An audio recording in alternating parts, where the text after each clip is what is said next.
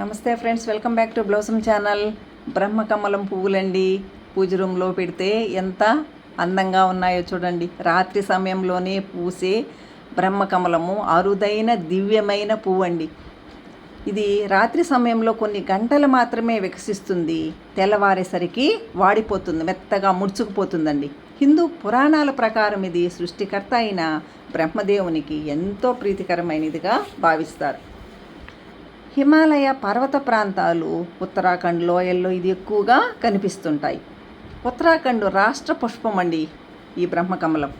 ఈ పువ్వును చూడడం చాలా అదృష్టంగా, పవిత్రంగా భావిస్తారు. కేదారనాథ్, బద్రీనాథ్ వంటి పుణ్యక్షేత్రాల్లో స్వామివారికి పూజకు ఈ పువ్వులను వాడుతుంటారు. అసలు ఇంట్లో ఈ మొక్కను పెంచడం ద్వారా సానుకూల శక్తి వెలువడుతుంది, అదృష్టము మరియు ఐశ్వర్యం కూడా కలుగుతుందని శాస్త్రము చెప్తోందండి.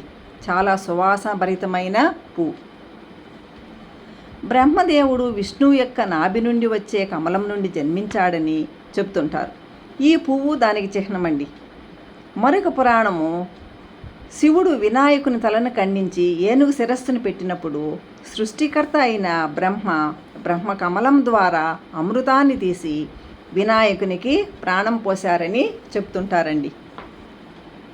ఈ చెట్టుకి ఎన్ని పువ్వులు పూసాయో చూడండి.